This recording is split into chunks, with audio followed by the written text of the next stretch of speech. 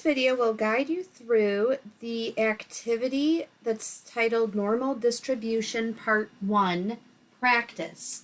Now, what we're doing with the normal distribution is breaking it into the part of the normal distribution practice that has to do with standard deviations that are a whole 1, 2, or 3.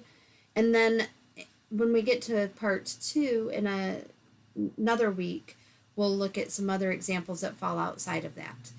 Here's the big idea about a bell curve or something that's normally distributed.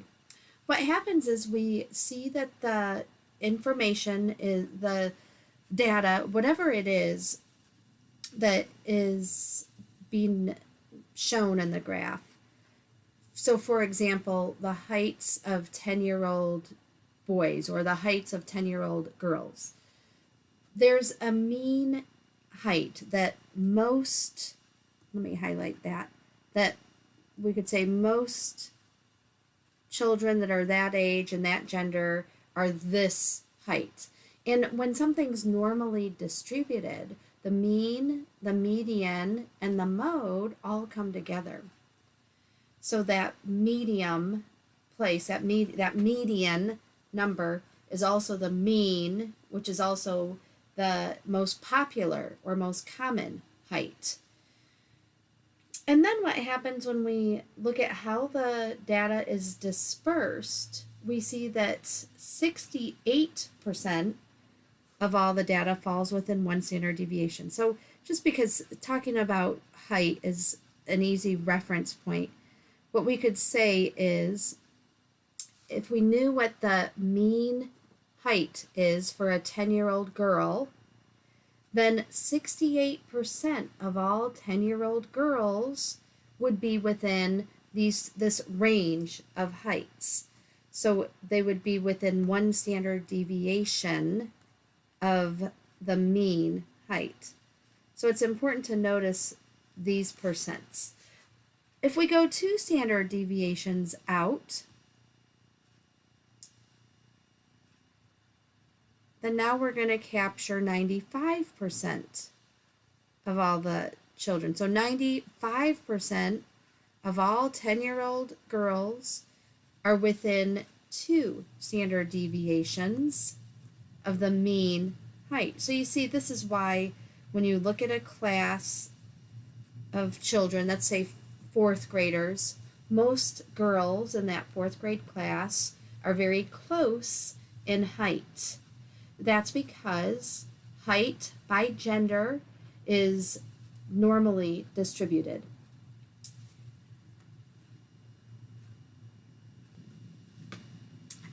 And then if we went 3 standard deviations out, let me highlight that for you. If we go 3 standard deviations out, we'd see that 99.7% of all girls who are 10 years old have a height that falls within 3 deviations of the mean.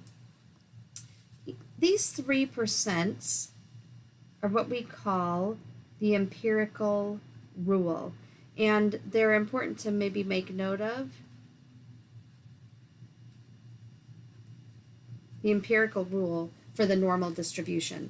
And they're important to make note of, and we're going to look at how to use these 3 numbers more specifically. So let's look at some examples, and as we do more examples, it'll hopefully start to make more and more sense. What percentage of data in a normal distribution falls into each of the following categories? Shade the curve for each separate category. So for number 1, within 1 standard deviation of the mean would look like this. We've got our mean right in the center here. And within 1 standard deviation is the 68%, just by the empirical rule. Within 2 standard deviations of the mean, so here's the mean again, right in the center. It's the mean, the median, and the mode. Within 2 standard deviations, here's 1 standard deviation, and then our 2 standard deviations. From the empirical rule, we have that 95% of the data falls within 2 standard deviations. And then within 3 standard deviations, do you see the pattern here? This first set of 3 questions is really just asking us, there's 1, 2, 3. It's really just asking us to confirm that we understand the empirical rule. And without looking back, do you remember the percent for 3 standard deviations? We have that 99.7% of all the data will fall within 3 standard deviations of the mean. Let's move on to number 4. Within 1 standard deviation to the right of the mean. Now, what does that mean? I'm going to shade it for you. So here's here's the mean, and here's 1 standard deviation to the right. So we're talking about this little sliver here. It's not 68%. Because remember, 68% would have included this whole thing, right? It's actually going to be half of 68%. So 34%. Let me show you that in one other way, just in case you're not seeing that. Let me show you this, that here's our mean, and here's our 2 standard deviations. That 68 is made up of 34 to the left, 34 to the right. So within 1 standard deviation to the right of the mean is 34%. How about 2 standard deviations to the left? Here's our mean, and we go 2 standard deviations over. That's going to be 1/2 of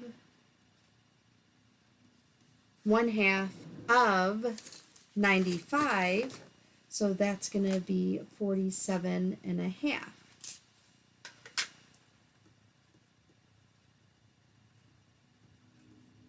Let me show you that also. Let me erase this and show it to you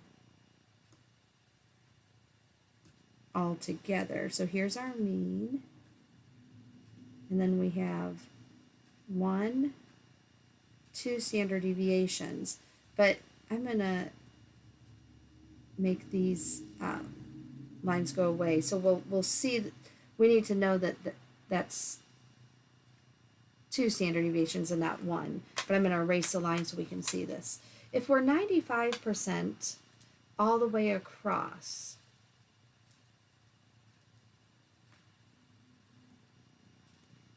we could split it in half by saying 47.5 on each side.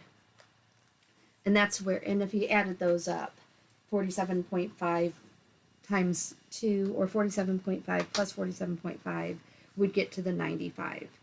And then 3 standard deviations to the right.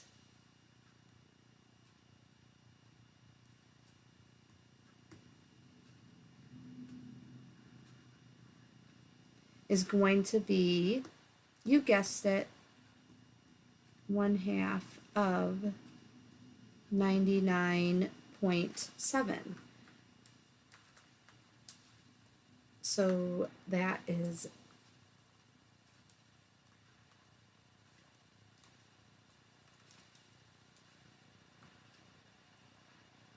49.85%. 48.5%, 49 and 0.85% of the data lies within 3 standard deviations to the right of the mean. Let's move on to number 7. Within 2 standard deviations to the right and 1 standard deviation to the left. Hint, we're going to need to add.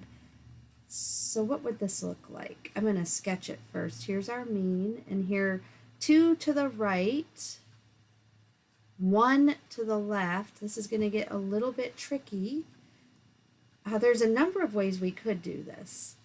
What I'm going to do is take this whole pink part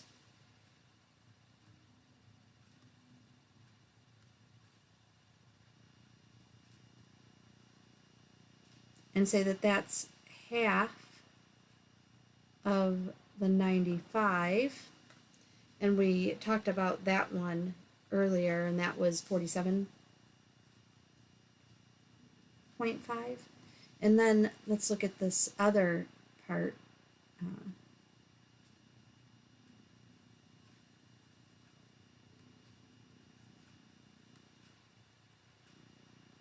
you see that that other part will be 34? This green part is 34. Let me write those in so you can see that. We have 34, 34, or, oh, let me not write it 34 there. I mean, we could say that that's 34, but we could also make it a little easier to just say 47.5 for that whole pink part, for the entire pink part. When we add these together,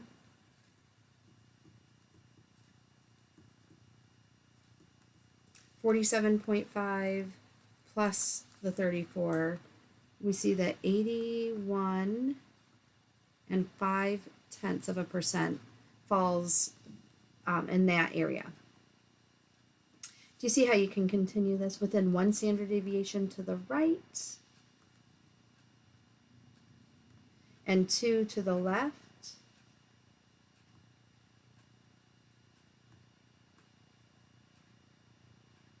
So we have this part and then this part, adding them together. Oh, well, look at the connection there. I'm not even going to waste time writing them all in and adding them because I know it's going to be the same because it was symmetric. Both sides to the left and right of the mean are symmetric, so I know it's the same. And then for number 9, 2 standard deviations to the right,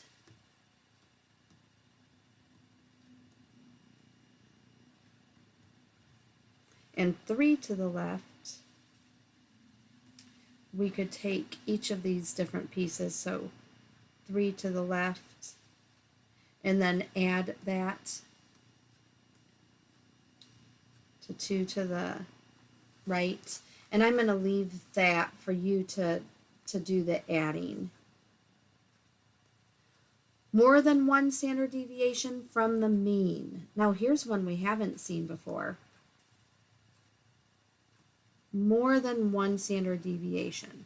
So what is that referring to? I could highlight it as everything all the way out to the little tails. And we might understand that the entire area underneath this curve, the entire segment is going to be 100%. And if from that I subtract this 68%, I'm going to get the amount that's on those two tails.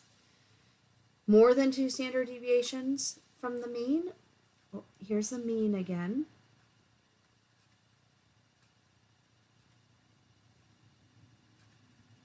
More than 2 standard deviations. It's going to be these two pieces here.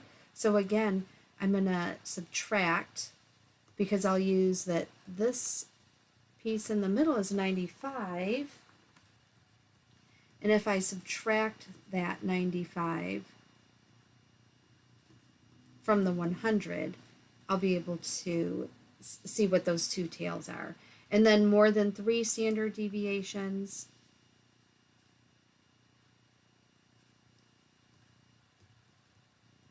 We have in the middle here 99.7%, and so we could subtract that from 100 to see what's on the outside here, and that's how we'd get this number 12. Well, I hope that those examples that I've done will help you better understand how to work with the standard deviation and the normal distribution. But if you do need further help, please don't hesitate to contact me.